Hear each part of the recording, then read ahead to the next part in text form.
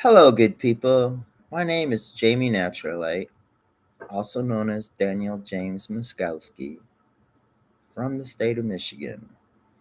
After years of a variety of abuse that started before I could remember and culminating in my commitment to the Michigan Department of Corrections on the 8th of November 1986, I asked myself a fundamental question.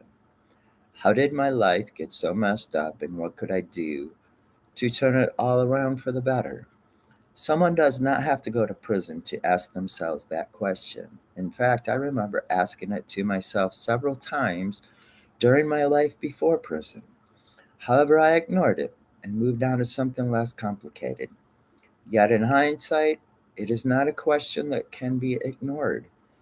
Even though it may be difficult to take the time out of your busy life to address that question as it applies to you and on your own terms and at your own choosing and so on, it would be wise to take the time to address that question for yourself. As for me, I started with my overall personal character. That is how I felt about myself, others, and in life. I asked myself how my personal character evolved. My personal character was the sum total of all my thoughts, actions, and reactions to various stimuli in my life. That brought up another question. What were my thoughts, actions, and reactions to various stimuli in my life based upon? My response was my personal structure of reality or level of intelligence at any given point in my life. But how were they formed? Outside influences, absorbed by my senses, processed by mental faculties, affected my personal structure of reality and level of intelligence at any point in my life. Putting it all together, outside influences absorbed by my senses, processed by my mental faculties, affected my personal structure of reality and level of intelligence by which my thoughts, actions, and reactions to various stimuli in my life affected my overall personal character at any given point in time of my life. I wondered what would happen if my life would improve for the better if I regulated what outside influences were allowed to affect me.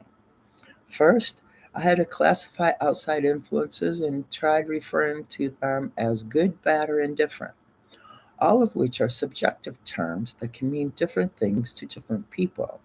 I needed something more reliable. Second, I tried referring to them as positive, negative, or indifferent. Yet these too were ambiguous references. For example, what is good for someone, like alcohol, may not be good for me. What is bad for someone, like smoking cigarettes, may not be bad for me, and so on. Third, I started to refer to my outside influences as positive and constructive, those which bettered my life and added to it. Negative and destructive, those which did not better my life and took away from it. Indifferent and stagnant, those that I was not sure of either way and that kind of left me in limbo. Classifying outside influences into the categories of positive, constructive, negative, and destructive, and indifferent and stagnant was not an easy feat, at least not for the positive, constructive, or indifferent and stagnant outside influences. They required more information by reading books, autobiographies, biographies of other people, the story of civilization, religions of the world, philosophy throughout the ages, talking about those findings with others and or writing my thoughts and feelings down about what I learned and how it may or may not affected me. Writing my thoughts and feelings down about whatever was troubling me allowed me to get off the hamster wheel in my mind and allowed me to figure out things better. I would start out by whatever was troubling me and seeing where my thoughts and feelings led me. In time, whatever was bothering me was understood as much as it affected me.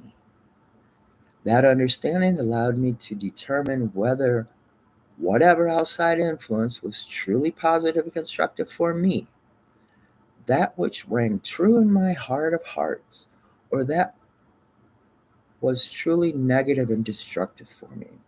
Gradually, I began to seek out more and more positive, constructive outside influences and distancing myself from those which were negative and destructive.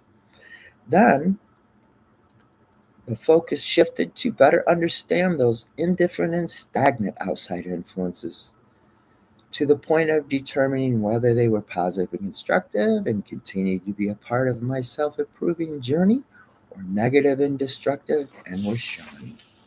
Years later, I refer to the process of rediscovering my world based upon my own terms as clearing my head from various cobwebs. Decades later, many people claim that I am smart or think that I am. However, I only sought to better my life as I saw fit at whatever point in time of my life and continue to do so to this day. It is also something that anyone can do if, when they are determined to improve their life for the better, to improve their overall personal character, how they feel about themselves, others, and in life. In other words, if you feel or think bad about yourself, start listening to that still small voice within you.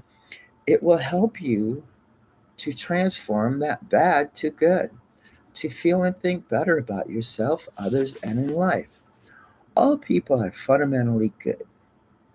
They may fall short, not because they meant or wanted to fall short, but rather they simply did not know any better, and no one enlightened them or knew how to enlighten them to see the light.